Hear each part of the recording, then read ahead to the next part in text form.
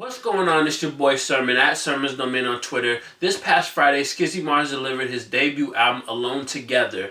I've been a Skizzy Mars fan for a few years now. I started listening to Pace and then the Red Balloon Project last year, and here we are with Alone Together. And it's funny because I met Skizzy before I even knew he was I never heard his music when I first met him. He was on tour with Logic, and he was, on that tour, the Welcome to Forever tour. And so I met him, and then I became a fan after that.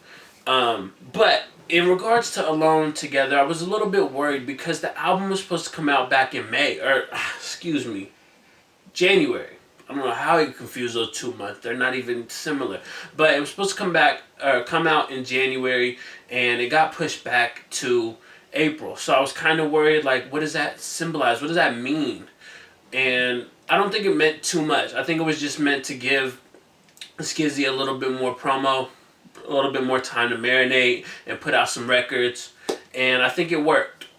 I think on the album, the best concepts are truly the unique ones.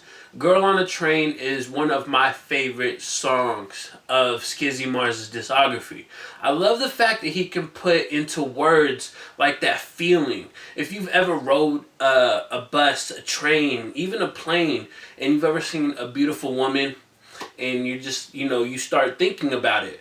Thinking about like what's her name, where's she gone, not in like a stalkerish way, because that's not what Skizzy Mars is going for in the record, but just all these different thoughts. What it would be like if you were with her. I don't know that. When you say it out loud, it sounds like it's coming off stalkerish, but when you listen to the record, Skizzy is able to pull it off, very elegantly and tasteful. And that's why it was one of the standouts, because it's something that anybody, like I said, who's been on a train, a bus, a plane, can probably relate to and understand. And it's not always easy to put into words like certain concepts like that. So you could, I guess it might be easy to put it into lyrics, but can you make a good record out of it? That's what Skizzy Mars does on this album. Whether he's doing the hooks or he has somebody else doing the hooks, I feel that those are some of the strong points of the album. A lot of the hooks have a way of just like staying within your head after you listen to it, and that's like always a sign of good music for the most part. There's one record that has potential, and that's Crash. I think Crash is the record that could go to radio, and I say that in both a good and bad way. The bad way is because the hook itself, delivered by Pell, is very repetitive. And that's what a lot of stuff on the radio is. You have the repetitive hook over and over again. Pell is, saying, ride the wave to the crash, ride the wave to the crash, over and over again. And it gets a little annoying just hearing the record, because you have the hook several times. So you're hearing the line probably in upwards of at least 12 to 16 times throughout the song. And it sucks because like the pre-hook is really good. I like it. The dive in, the water's fine, swim good, enjoy the tide. I like that part. And I think the record itself could be a little bit more better, but I understand what they were going for. And speaking of radio singles, JoJo is on the album. Obviously something that I feel Atlantic Records stepped in and said, let's get a record with JoJo. That could be a radio single right there. Recognize it has the hook, but it's not repetitive. So that's the good part about it. That's why I think this one will probably do more than Crash could, because it's not repetitive. It sounds good. JoJo sounds amazing. Skizzy delivers on the verses. And speaking of JoJo, I think Skizzy has a really good ear for features. There's not too many on this project. In fact, Skizzy doesn't have too many features on any of his projects, really. Like the Red Balloon project probably had the most, but it was 7 songs, and if you stretch that out, you kind of have like Alone Together, because Alone Together probably has close to the same amount of guest features, but it's more songs, so there's more chances for Skizzy to do solo stuff here and there. But the features on the album, they really do help.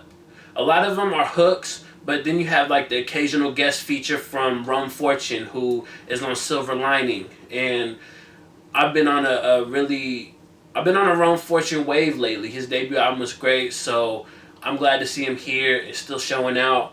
The other guest feature that really hit me was James Young on Hit Me Harder.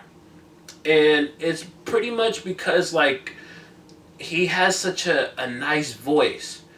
And the hook that he's saying is amazing. I found myself underwater. Bye bye, big high, I'm falling farther. Come back to me and hit me harder. Like, underwater, that's dealing with stress and drowning from, anxieties and all that.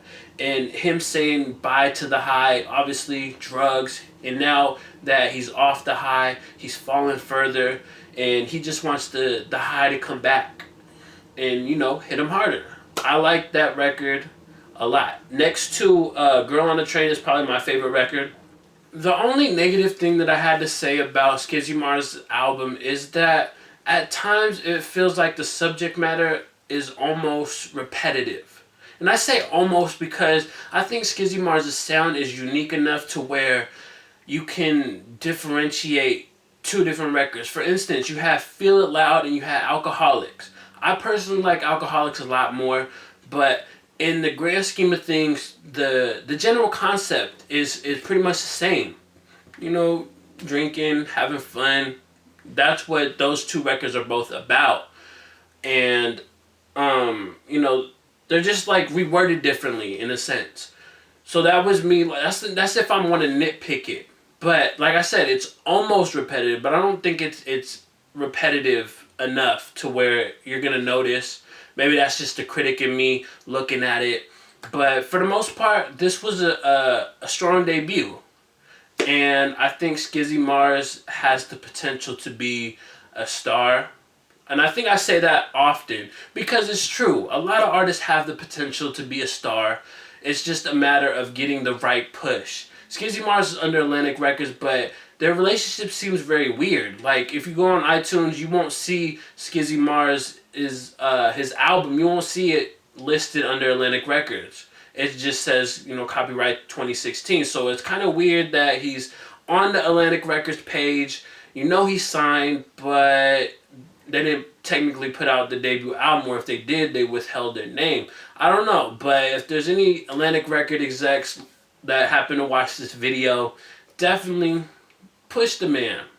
Get recognized or crash on the radio. And for the fans, let me know what you think of the album in the comment section below. What did you think of Alone Together? Was it worth the wait? What was your favorite song? Favorite guest feature? Whatever, talk to me. And then like the video, subscribe to the channel if you're not already. Share the video. Follow me on Twitter at SurmansDomain. And as always, thank you for your time. I appreciate you for watching. And until next time, peace.